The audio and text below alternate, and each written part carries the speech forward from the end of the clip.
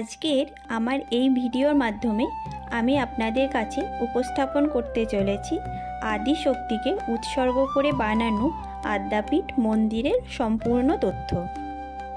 উত্তর কলকাতার দক্ষিণেশ্বর স্টেশনের কাছে অবস্থিত এই মন্দিরটিতে আপনি সহজে কিভাবে আসবেন, সপ্তাহের কোন কোন দিনে এই মন্দিরটা খোলা থাকে, কখন আসলে আপনি মায়ের দর্শন করতে পারবেন ও পুজো দিতে পারবেন, ভোগ প্রসাদের কি প্রসেস রয়েছে, প্রসাদের কুপন মূল্য কত রয়েছে, এই সমস্ত কিছুই জেনে নেব এই ভিডিওর মাধ্যমে।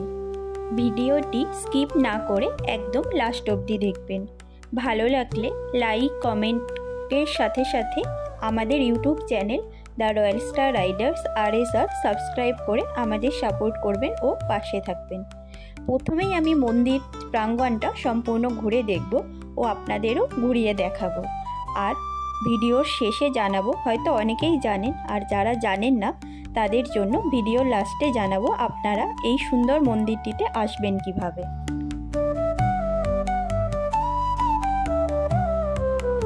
এটি হলো আদ্যাপীঠ মায়ের মন্দিরের মেন এন্ট্রি গেট, যার উপরে লেখা রয়েছে দক্ষিণেশ্বর রামকৃষ্ণ সংঘ আদ্যাপীঠ। চলুন ভিতরে প্রবেশ করি আর ভিতরটা ঘুরে দেখি।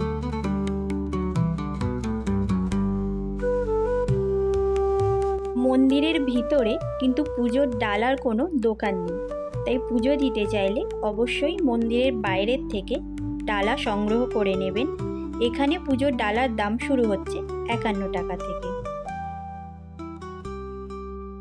মেন এন্ট্রি গেট দিয়ে ভিতরে ঢুকেই সামনে রয়েছে একটা অনেক বড় নাট মন্দির, যেখানে কোনো বিশেষ তিথিতে যজ্ঞানুষ্ঠান সম্পন্ন হয়। আর এই নাট মন্দিরের ঠিক সামনেই রয়েছে স্বামী বিবেকানন্দের একটা অনেক বড় স্ট্যাচু। এই মন্দিরের ডান দিকেই রয়েছে পার্কিং স্পেস, যেখানে 2 হুইলার ও 4 হুইলার্সের পার্কিংয়ের ব্যবস্থা রয়েছে। আর বাঁ দিকে গেলে পড়বে মায়ের মেন মন্দির। চলুন আমরা সেই দিকেই যাব।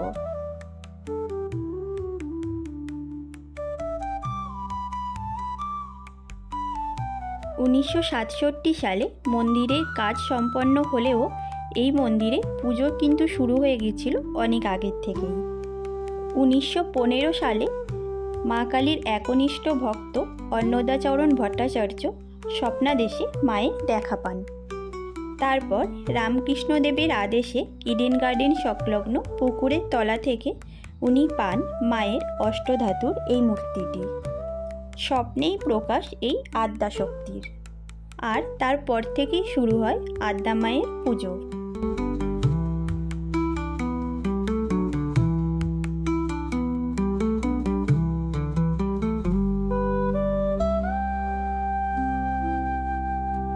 এই সিঁড়ি দিয়ে উঠেই সামনেই রয়েছে নাট মন্দির। এই নাট মন্দির থেকে মায়ের দর্শন ও আরতি দেখা যায়।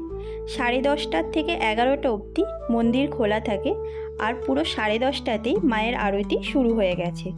কিন্তু এই আরতির সময় ফটোগ্রাফি বা ভিডিওগ্রাফি অ্যালাউ নেই।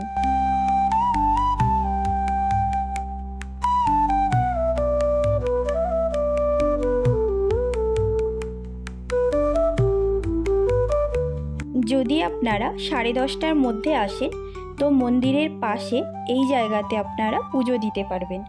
আর 10:30টার পরে আসলে একটা ছোট মন্দির আছে, সেখানে পুজো দিতে হবে। আমি সেই জায়গাটাও আপনাদের দেখিয়ে দেব। অন্যান্য মন্দিরের মতো এই মন্দিরেও ধূপ মোমবাতি জ্বালানোর জন্য নির্দিষ্ট একটা জায়গা রয়েছে।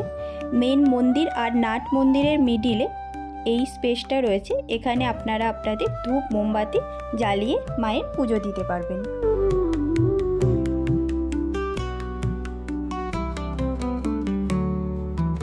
সম্পূর্ণ মন্দির প্রাঙ্গণ ভীষণ নিট অ্যান্ড ক্লিন, আর চারিদিকে প্রচুর গাছপালায় পুরো সবুজে মোড়া। আদ্যা মায়ের শ্বেতপাথরের মন্দিরের ঠিক লেফট সাইডেই রয়েছে অফিস ঘর, আর সাথে কুপন কাউন্টার। প্রসাদে কুপন দেওয়ার সময় রয়েছে সকাল 8টা থেকে দুপুর 12টা পর্যন্ত, আর প্রসাদ গ্রহণের সময় রয়েছে 11:45 থেকে দুপুর 1টা পর্যন্ত। প্রত্যেকের জন্য ভোগের কুপন মূল্য রয়েছে 80 টাকা। ভোগ যদি বেশি থাকে সেক্ষেত্রে আপনারা 12টার পরেও কুপন পেতে পারেন।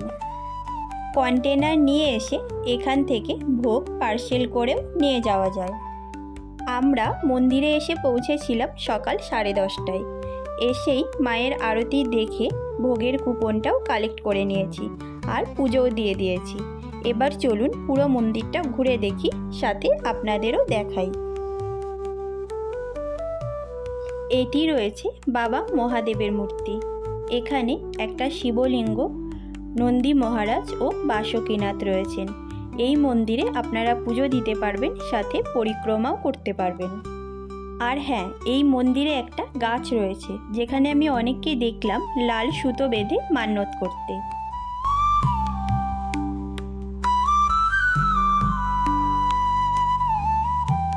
দক্ষিণেশ্বর রামকৃষ্ণ সংঘ আদ্যাপীঠের প্রতিষ্ঠাতা শ্রী শ্রী অন্নদা ঠাকুরের 135তম জন্মদিবস ও মন্দিরের 59তম প্রতিষ্ঠা দিবস উপলক্ষে 14ই জানুয়ারি থেকে 18ই জানুয়ারি বিভিন্ন ধর্মীয় অনুষ্ঠান পালিত হবে। আর সাথে সাথে 8000 মানুষজনকে খাদ্যসহ 5000 বস্ত্র ও 3000 কম্বল বিতরণ করা হবে 17ই জানুয়ারি শনিবার সকাল 9টার থেকে।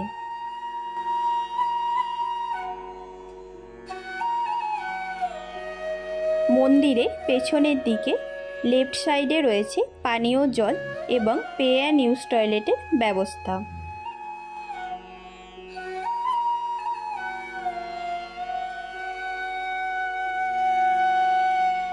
আমরা সব মন্দিরে সাধারণত কালো বর্ণেরই শিবলিঙ্গ দেখি, তবে এখানে রয়েছে একটা অনেক বড় শ্বেত শিবলিঙ্গ। আর শিবলিঙ্গ চারপাশে রয়েছে খুব সুন্দর ফাউন্টেন, তবে এখন এটা বন্ধ রয়েছে, হয়তো এটা সন্ধ্যের দিকে চালু করা হয়। এর ঠিক পাশেই রয়েছে মন্দিরের গেস্ট হাউস, যেটা মাননীয় মুখ্যমন্ত্রী 2023 সালে উদ্বোধন করেছেন।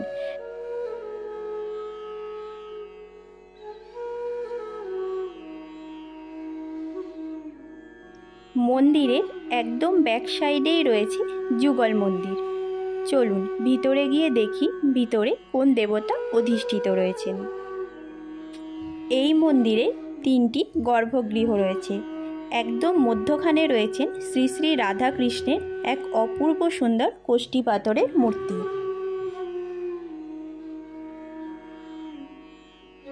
আর ডান দিকের গর্ভগৃহে রয়েছেন শ্রী শ্রী অন্নদা ঠাকুরের সহধর্মিণী শ্রী শ্রী মা মণিকুন্তলা দেবীর একটা মূর্তি। আর লেফট সাইডে রয়েছেন এই আদ্যামায়ের মন্দিরের প্রতিষ্ঠাতা শ্রী শ্রী অন্নদা ঠাকুরের মূর্তি। সামনেই রয়েছে অনেক বড় আটচালা, যেখানে বসে আপনারা শান্ত মনে প্রার্থনা করতে পারবেন। আর এই আটচালার ওয়ালেই রয়েছে বিভিন্ন দেবদেবীর অনেক বড় বড় ফটো ফ্রেম।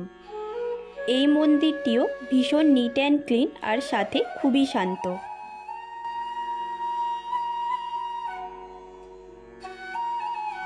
বাঁদিকে মেন মন্দিরের ঠিক পাশেই ডান দিকে রয়েছে শিব ঠাকুর ও জগন্নাথ দেবের মন্দির। নাট মন্দিরের ঠিক উল্টো দিকেই রয়েছে এই মন্দিরগুলি। 1921 সালে শ্রী অন্নদা ঠাকুর প্রতিষ্ঠা করেছিলেন এই দক্ষিণেশ্বর রামকৃষ্ণ সংঘ আদ্যাপীঠ মন্দিরটি। মন্দিরের পরিবেশটা ভীষণ সুন্দর, শান্ত স্নিগ্ধ, চারিদিকে প্রচুর গাছপালায় মোড়া। এটি রয়েছে শ্রী শ্রী সত্যনারায়ণ মন্দির। আর এই মন্দিরে সত্যনারায়ণজির সাথে সাথে রয়েছে আমাদের সনাতন ধর্মের আরও নানান দেবদেবীর মূর্তি।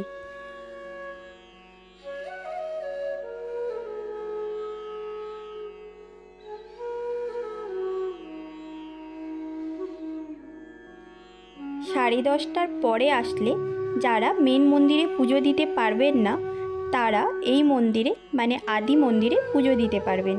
এখানে নামগোত্র বলে পুজো দেওয়ার ব্যবস্থা রয়েছে। তবে পুজো দিতে চাইলে অবশ্যই 12টা 10-এর মধ্যেই আসতে হবে, কারণ আদ্যাপীঠের প্রত্যেকটা মন্দিরই 12টা থেকে 12টা 10-এর মধ্যে বন্ধ হয়ে যায়। আবার বিকেল 3টের পরে খোলে আর খোলা থাকে রাত্রি 8টা অবধি। মন্দির চত্বর মোটামুটি আমাদের ঘোরা হয়ে গেছে। এবার যাব প্রসাদ গ্রহণের জন্য। প্রসাদ হলের একদম পাশেই রয়েছে বিনামূল্যে জুতো রাখার ব্যবস্থা। এই হল ঘরে জুতো পরে প্রবেশ করতে দেয় না, তাই আপনারা অবশ্যই এখানে জুতো রেখে টোকেন কালেক্ট করে প্রসাদ হলে প্রবেশ করবেন। টোকেন দেখিয়ে আমরা প্রবেশ করে গেছি প্রসাদ গ্রহণের কক্ষতে। বিশাল বড় এই হলঘরটি। এখানে চেয়ার টেবিলে বসে ভোগ গ্রহণের ব্যবস্থা রয়েছে। এখানে একসাথে অনেক মানুষজন বসে ভোগ গ্রহণ করতে পারবেন। যে কোনো মন্দিরের ভোগ সবসময়ই খুব স্পেশাল। চলুন দেখি এখানে ভোগে কি কি দিচ্ছে। প্লেট আর গ্লাসে করে জল দেওয়ার পরে দিল বাসমতি চালের পোলাও, আর সাথে ছিল একটা করে বেগুনি। আর এর পরে দিয়েছিল ভাত, 2 রকমের সবজি আর ডাল। প্রত্যেকটা খাবারই ছিল খুব টেস্টি। এর পরে ছিল খিচুড়ি আর মিক্সড ভেজ, আর তারও পরে ছিল পায়েস আর চাটনি। পুরো ভোগটা সার্ভ করা হয়েছিল 9 রকম সুস্বাদু পদ দিয়ে। আপনারা যেদিন এই আদ্যাপীঠ মন্দিরে আসবেন অবশ্যই এখান থেকে ভোগ গ্রহণ করবেন। প্রত্যেকটা খাবার ছিল ভীষণ টেস্টি, সাথে ওনারা সার্ভ করেছিলেন খুব আন্তরিকতার সাথে। এই উইন্টার সিজনে একদিনে ঘুরে দেখার জন্য এই মন্দিরটি হলো একটা বেস্ট ডেস্টিনেশন। আপনারা অবশ্যই একদিন এসে ঘুরে যান। আর হ্যাঁ, আর একটা বিষয় যেটা না বললেই নয়, মেন এন্ট্রি গেট দিয়ে ভিতরে ঢুকেই ডান দিকে রয়েছে একটা চোখের হসপিটাল।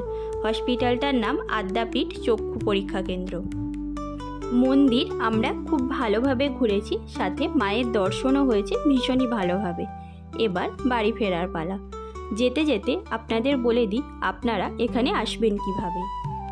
আপনারা ট্রেনে বা মেট্রোতে চলে আসুন দক্ষিণেশ্বর স্টেশনে। স্টেশন থেকে বাইরে বেরিয়ে 15 টাকা অটো বা টোটো ভাড়া দিয়ে চলে আসতে পারবেন এই আদ্যাপীঠ মন্দিরে। অনেকেই দক্ষিণেশ্বরে মায়ের পুজো দিয়ে এই মন্দিরে আসেন, সেক্ষেত্রে আপনারা দক্ষিণেশ্বর মন্দিরের সামনের থেকেই ডাইরেক্ট টোটো পেয়ে যাবেন। আমরা এসেছিলাম উত্তরপাড়া ফেরিঘাট থেকে গঙ্গা ক্রস করে আড়িয়াদহ ফেরিঘাট, আর সেখান থেকে 10 টাকাতে টোটো ভাড়া দিয়ে এই মন্দিরে। ভিডিওটি ভালো লাগলে ও ইনফরমেটিভ লাগলে অবশ্যই আমাদের চ্যানেল লাইক, কমেন্ট ও সাবস্ক্রাইব করে রাখবেন। আপনাদের আশেপাশে যদি অজানা কোনো সুন্দর মন্দির থাকে আমাদের কমেন্টে জানাবেন, আমরা সেখানেও একদিন দর্শন করে আসব। থ্যাংক ইউ ভিডিওটি লাস্ট অবধি দেখার জন্য।